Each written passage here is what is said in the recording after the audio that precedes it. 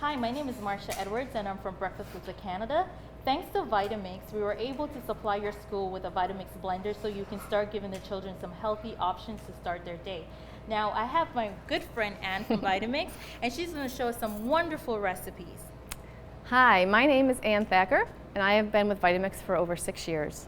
And in that time, I've had the unique opportunity to not only learn about this machine, but I've been able to develop recipes and really enjoy all of the versatility this machine has to offer.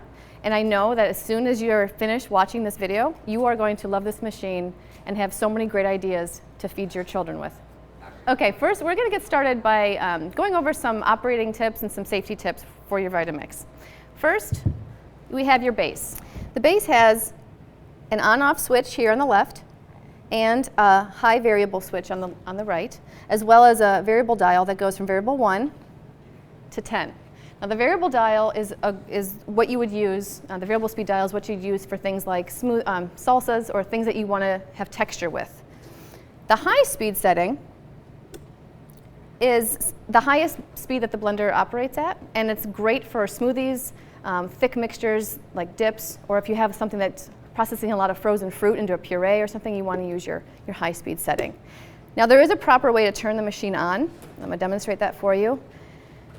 You want to make sure the variable speed dial is selected. You make sure your variable speed dial is at 1. Turn the machine on, increase to 10 relatively slowly.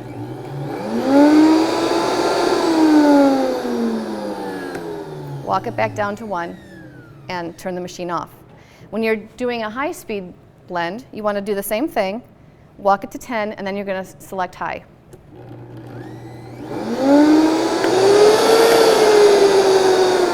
Now that high position is what you want to use for things like smoothies, dips, anything that's really thick or you want a very smooth texture with.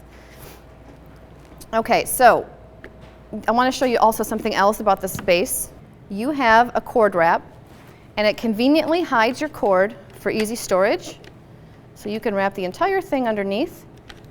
When you get your blender out of the box, it'll be completely hidden underneath here. And it does extend to 6 feet, so there's plenty of room to plug into wherever you're going to be using your blender. Here we have your container, and your container is a solid one-piece construction. The blades are very sharp, so you want to be careful when you're trying to wash in there. They do not come out, so you don't need to take them out for washing.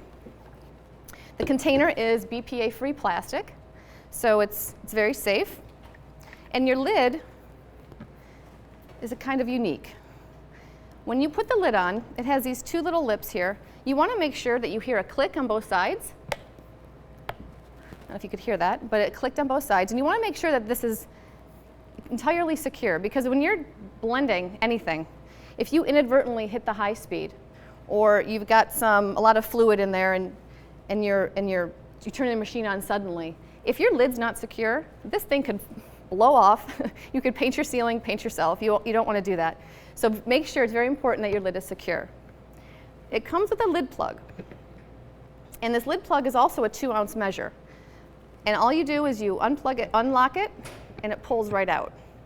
Now some of the newer lids, they're brand new, of course, so they're going to stick a little bit. So with time and with using them, it's going to be a lot easier to remove. One unique feature of the Vitamix is this tamper. The tamper is absolutely necessary to process thick mixtures, and as you can see, with the lid properly in place, the tamper does not hit the blades. It does not matter how much you jam that in there to get the ingredients processing, it will never, ever, ever touch the blades. Now, there are a few people out there who become quite familiar with their Vitamix, and I am guilty of this. I did this probably my 2nd year working for the company, I'll admit. It was processing, and there was something stuck kind of on the side. I just wanted to use my tamper to kind of put it back into circulation here. And it sucked my tamper right into the blades. Now the blades are rotating at 240 miles an hour, and it creates a very strong suction. So if you try and do that, it's going to draw the tamper into the blades, and you'll eat about 2 inches off this tamper and ruin everything that you've tried to make. So just be very diligent about operating this with the lid in place. Now, the other thing I want to talk about is when you use your tamper, again, we talked about you want to use the tamper for thick mixtures like dips and really thick smoothies. If you've got a full container of ingredient and you're starting to use the tamper, first off, this base, or the container rotates on the base. They call it, it's floating, and that's actually by design. That's a good thing. So if you're trying to tamper and you're not careful, this could easily fall or tip over. So what you want to do is when you're using the tamper, you either want to secure it.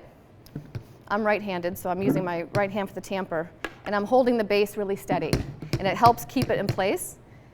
Or if you're left-handed, you can hold the handle and use it. But you always want to make sure you're securing it somehow because it's very easy to tip over. If in fact it does tip over, all you have to do is just shut the machine off and start over. Now, one thing I wanted to tell you too is that there is an automatic shut-off protection. And basically what that means is if you're blending something very thick, very heavy, maybe the room that you're blending in is very hot, the motor protects itself by shutting off. So once it gets to a certain temperature, it'll just completely shut out. You will have no power, nothing. And that's actually preventing it from breaking. So it's a wonderful safety mechanism.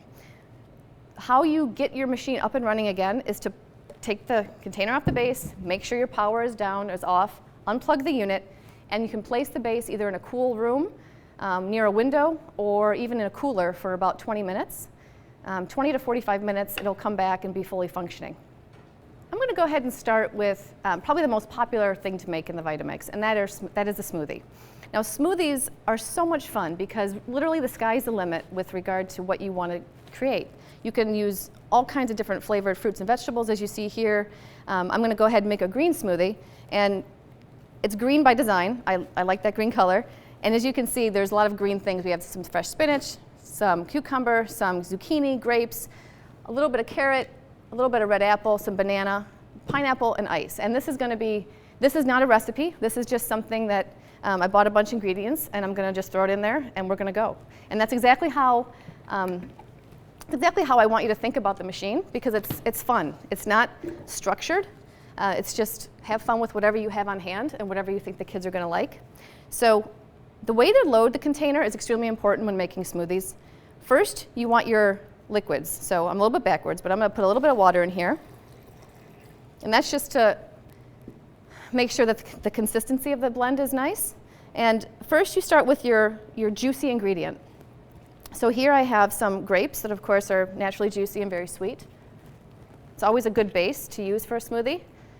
Some fresh pineapple, nice big chunk there. We're going to put some banana in there. Bananas are nice for texture, it makes it real creamy, plus it's a nice sweet fruit. And then the next set of things you put in there are the harder vegetables or fruits. So put some zucchini, put some cucumber, which is real nice, gives a nice flavor, some carrots, and we're going to also now put our leafy vegetable in. And this is spinach, but you can go ahead and use kale, you can use Swiss chard, you can use romaine, really any leafy green that you like. And this is about, I don't know, 4 cups or so. And as you can see, I'm packing it all the way to the top. Oh, you know what I forgot? I forgot my apple. We're going to put this apple on top, just a little quarter of an apple. And finally, some ice. And I prefer to use frozen fruit. In this particular smoothie, to maintain the green color, you'd have to use frozen pineapple, frozen peaches, or frozen mango. And I prefer frozen pineapple because it's got that real sweet taste, but instead we use the fresh pineapple today. So you can put ice instead. But the frozen fruit is nice because you can get a real intense fruit flavor without diluting it. Sometimes too much water or too much ice will dilute the flavor. Okay, now this may or may not need our tamper, but you always want to keep it on hand and close by. Again, the variable switch is down, and we're starting at variable 1. And I'm going to blend this one on high for about 30 seconds or so.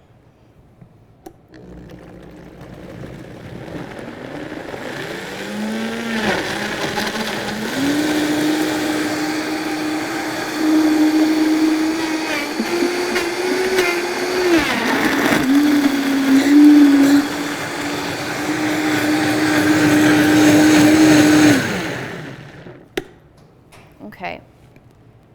Beautiful green color. Really, really smooth. And that's the kind of texture and consistency that you want when you're with your smoothies. This blended for about 30 seconds. If you blend shorter, because you might be in a rush, it may look finished, but in reality, you need at least 30 seconds because the longer this blends, the more the flavor compounds are released and the sweetness is released, so the better tasting the smoothie. So make sure you always do at least 30 seconds. One other tip I want to note. When you're turning off your machine, we talked about how you turn it on. You start variable 1, go to 10, and then you select the high speed setting. When you turn off the machine, make sure you return the variable speed dial down and you walk the dial back to 1 and then shut off the machine. And that is a very important, it's actually kind of good manners because if you're sharing this blender and you keep it on the high speed and then someone else goes to turn it on, whatever's in that container is going to shoot up. So you always want to make sure that you walk the dial back down to 1 and turn off the machine. Okay, now I want to show you a very simple, basic fruit smoothie. In fact, this is my absolute favorite. It's bright red in color, and it's so incredibly sweet. All it is some grapes and some frozen strawberries and a little bit of ice.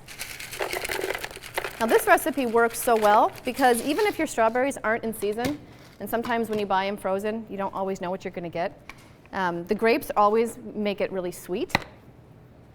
Which brings me to another point. When you're making any smoothie, if you make it like that green smoothie we made earlier, and you don't like it, if it's not sweet enough, you don't think the children will eat it, or it's just not right, there's a few ways you can actually fix it without having to dump it all out.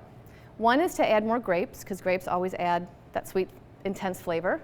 Make sure that they're green grapes, because red grapes will make it brown.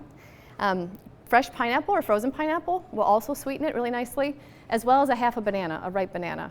So adding a little bit of those kinds of ingredients will completely transform your smoothie and make it a lot sweeter, and I guarantee the kids will love it. So we're going to blend this one the exact same way on high speed for about 30 seconds, and then I'm going to show you some other things after that that's kind of neat. Okay.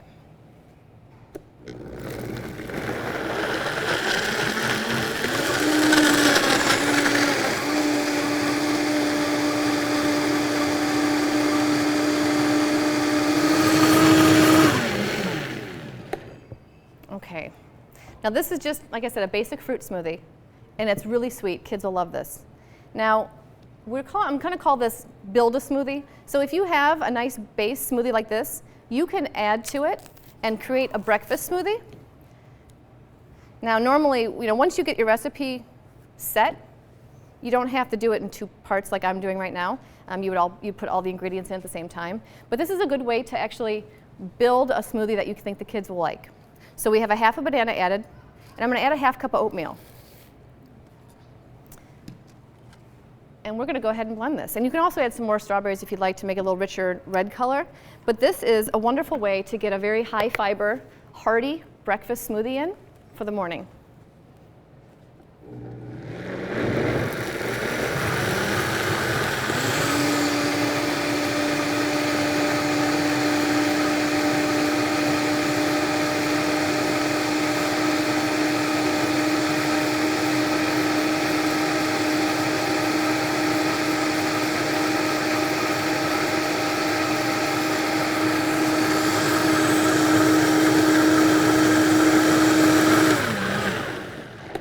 And I just added regular rolled oats, nothing fancy. And the Vitamix processes this so smoothly that you don't taste any of that grittiness. You just have a very hearty breakfast smoothie for the children to enjoy and start their day with. I want to show you how smooth this actually is. And this recipe, there's no dairy in it. You could, of course, add, along with your banana and oatmeal, you could also add yogurt, or you could add soy milk for your vegan children. But I chose just to do a non-dairy version just for the video. And as you can see, beautiful. All right, next I want to show you 2 different dips. And dips are great vehicles for fruit or vegetables to be dipped into. Kids love to play with their food, and what better way to do that than with a dip? This is a citrus dip, and I'm using Greek yogurt, plain Greek yogurt. which is my favorite. Greek yogurt has a lot of protein. It's very filling, and I think that's a great item to start any child with in the morning. If you can't use dairy, I know there's plain soy yogurts that you can use, because this is an unsweetened version that I'm using right today. You can add a little bit of lime, an orange, and even adding the peel in. And the peel gives a really intense flavor, which of course any typical blender probably wouldn't be able to process through an actual lime or orange peel, but the Vitamix can do that. And we have some honey. And you can really probably use any sort of sweetener you'd like, but honey gives a nice kind of mellow sweetness to it. All right, and we're gonna blend this about 15 seconds on high speed. I gotta make sure that lid's clicking on, and there it goes. Again, the new containers are a little bit harder to get to work. Okay, here we go.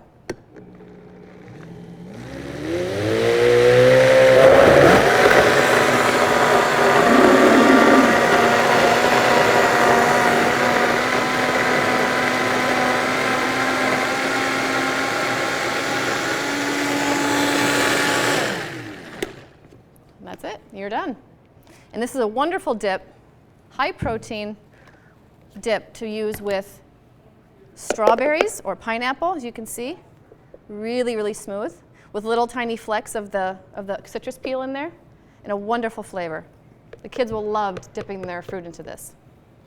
All right, the next dip I'm going to do is a hummus, and this is a roasted red pepper hummus, really full of flavor.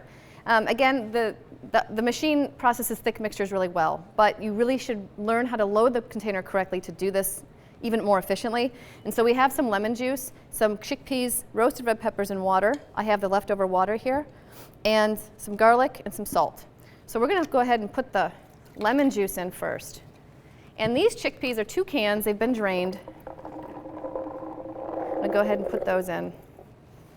And the roasted red peppers. Now this is going to be very, very thick. Definitely going to need your tamper. I'm going to put a little bit of liquid there. And I'm reserving the liquid that was in the jar in case I need to thin it out as it's processing. I have a raw clove of garlic. And I'm just going to add a little bit of salt. And you can salt it when you're done if you think it needs a little bit more. Now strong flavors like garlic, ground black pepper, onion, anything like that, you really want to start with the least amount possible because the blades are moving so fast and it cuts the ingredient to such a minute level that the flavor just explodes. So you want to make sure that you start with the smallest amount of the stronger spices when you do a recipe. Okay, so here we go. Definitely going to need our tamper.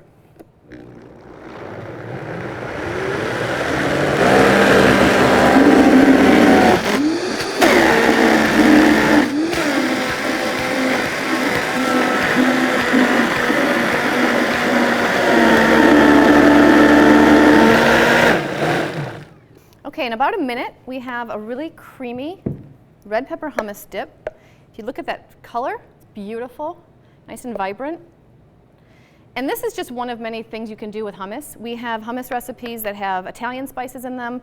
They've got real spicy ingredients in them, so you can really have fun and make any sort of hummus that you like, that you think the kids will enjoy. One more technique I'd like to show you is something similar to a food processor. We call it chopping. It's a dry chop. And I'm going to go ahead and chop some carrots and some onions. And it's really a neat thing to show everybody. I'm going to select a variable speed of about 4. I'm going to turn the machine on. Make sure, again, your variable speed is selected. That might be a little fast. I'm going to bring it down to 3. And the beauty of this variable dial is you can start slower and then increase it to increase the fineness of your chop. I'm going to go ahead and drop in some onion. I'm going to increase it a little bit to get a little finer. And that's it. You've got chopped onion that you can use for omelets or anything that you're going to need a chopped vegetable for.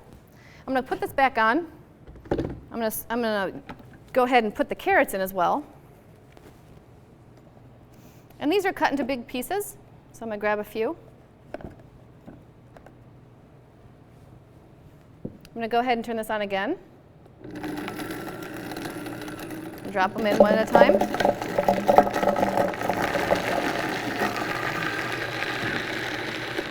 And that's it. You've got chopped carrots and chopped onions. How convenient. All right, one of the last things I want to show you is how to properly clean your blender after you're finished. Now, it cleans up very simply, but it's a good idea after every batch of blending that you're doing to give it a good wash. Well, what we have here is just about 3.5 cups of water, literally 1 drop of soap, dish soap, and you're going to blend this on high speed for about 15-20 seconds. And this should get off a lot of the residue that's left in the container from blending.